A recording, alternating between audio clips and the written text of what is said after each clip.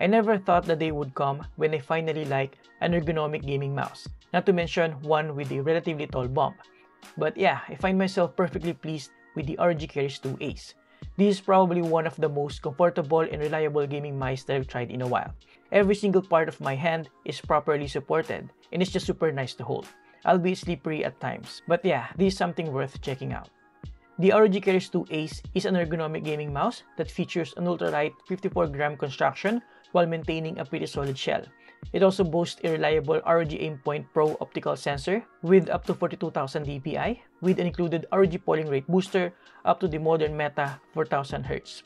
It also uses ROG optical microswitches, offers tri-mode connectivity, including the reliable and low-latency ROG Speednova 2.4 GHz wireless technology, and a ton more features that ultimately give you the competitive advantage, or at the very least, the confidence that it's not going to be a tool issue when you lose that clutch moment. But yeah, like I said, this is one of the most comfortable and reliable gaming mice out in the market. It's not perfect, nothing is anyway, so let me share with you my honest review of the ROG Keras 2 Ace. Let's get into it. As always, honest disclaimer, this video is not paid, but ROG Philippines did send a review sample for me to experience. This is going to be a proper review, solely based on my personal experience in relation to my specific preferences. ROG will not review this video before release. With that out of the way, let's start with a quick unboxing experience. The packaging is basically what anyone would expect from ROG, the same black and red colorway with tons of key information around it. Inside the box, we have a personal thank you card from ROG, the ROG Keras 2 Ace mouse itself, and a cardboard platform that hides a couple of items. One is the USB Type-A to Type-C adapter, and the other one is the ROG polling rate booster. We also have the ROG power cord cable, a set of ROG stickers, ROG grip tapes, and a couple of larger replacement PTFE gliders. And yes, we do have the typical warranty guide and the user manual. At first look and touch, what strikes me the most is the noticeable lightweight characteristic of this gaming mouse, weighing only around 53.6 grams as per my measurement, while maintaining a solid and robust shell. The build quality is really outstanding for how lightweight it is, and the fact that they were able to accomplish this without resorting to the typical perforations is amazing. It's essentially the same weight as its symmetrical brother, the ROG Harp Ace, which shares the same build quality as well. There are basically no unwanted squeaking or rattling sounds. Here, take a listen.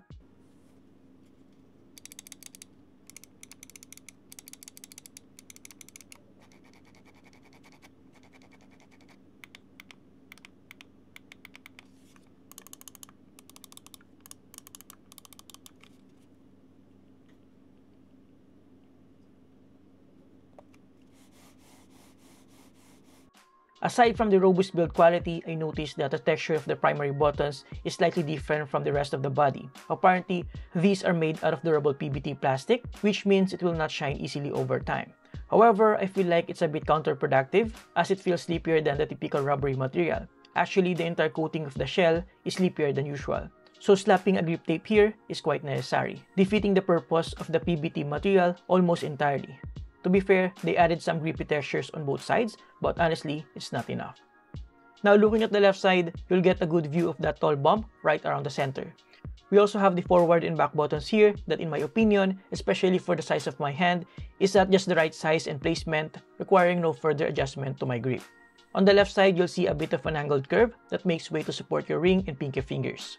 Here's a better angle of that by looking at the back side. As you can tell, we also don't have any fancy RGB lining, which I'm totally fine with. In front, you'll get a better understanding of the ergonomic curvature. It's also nice to see that the opening for the USB Type-C port is wide, providing better compatibility with charging cables. Flipping it all over at the bottom, we have 5 smaller but tried and tested 100% PTFE gliders, which by the way, you can replace with the larger ones inside the box. We also have the ROG Aimpoint Pro optical sensor, a couple of buttons for the DPI and pairing, the tri-mode connectivity switch, and the friction-based compartment for the 2.4 GHz USB dongle. Now moving on to the buttons, this is probably one of the few things that I didn't like about this mouse. While it provides a distinct click and tactile feedback with pretty consistent and easy to press characteristics, I feel like it's a bit mushy for my liking. It lacks that sudden and crispy tactile feedback that I'm used to with my other gaming mice. It's kinda weird because it doesn't even have any pre or post travel, but it just lacks that oomph to it if you know what I mean. The scroll wheel on the other hand is quite satisfying. It doesn't have any side-to-side wobble or any unwanted squeaking sound. The tactile notches could have been better though, but still relatively good. The side buttons are heavier than I would like, but as I pointed out earlier, they are perfectly sized and placed for the size of my hand, so no further complaints here. In terms of grip styles, I think this is best suitable for palm grip users because, as I pointed out earlier, its shape allows for complete hand support from the middle of your palm to the sides down to the bottom edge. Everything is properly supported. Again, I'm not used to this larger shape, but still I was willing to adjust simply because of how comfortable it is and how reliable the sensor and its wireless stability are in-game. By the way, we do have some subtle RGB lighting on the scroll wheel, and it's not just for aesthetics, but more as an indicator for things like connection mode and battery life. Speaking of battery life, this thing can last up to 134 hours in Bluetooth mode with lighting off, and up to 107 hours in 2.4 GHz mode also with lighting off. In terms of performance, this is easily one of the main selling points of this gaming mouse and one of the main reasons why I'm willing to adapt to its shape and size. However, I'm still hoping that ROG will come up with a smaller gaming mouse with the same specifications and technology targeted towards gamers with smaller hands like myself. Anyways, using this mouse felt like I was one with the device. No, honestly, it really feels smooth, responsive, and accurate. Sometimes I'm even surprised by how snappy it is, especially when using it with the 4K ROG polling rate booster. I don't know if it's just a placebo effect or anything like that, but it feels good to not worry about your peripheral's limitations and reliability. It simply just works, even without using the software. Out of the box, it already feels really good. The only thing you need to consider when choosing this mouse is the shape, size, and weight. Performance is something you need not worry about. For some kicks and giggles, I tried testing the polling rate both with and without the ROG polling rate booster, and I wasn't able to saturate the 4000 Hz polling rate no matter how hard I tried. So I don't think we need that 8000 Hz anytime soon, though you can take advantage of that via wired mode.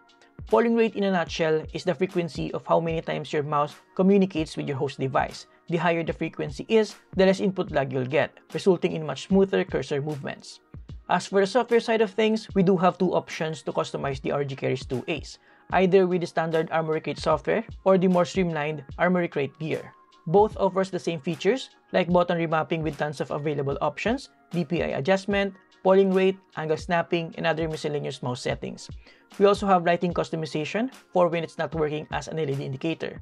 We also have the typical mouse calibration, power settings, and of course, firmware updates. Overall, to conclude, recommending the ROG Keris 2 Ace is pretty easy. It simply provides the most comfortable and reliable gaming experience with the robust build quality and modern tech any gamers are looking for on a gaming mouse.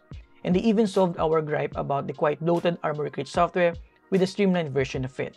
If you can have the opportunity to try it for yourself and can get past the quite mushy buttons and slippery texture, not to mention the 7,500 Philippine pesos price tag, then this could very well be your next main gaming mouse.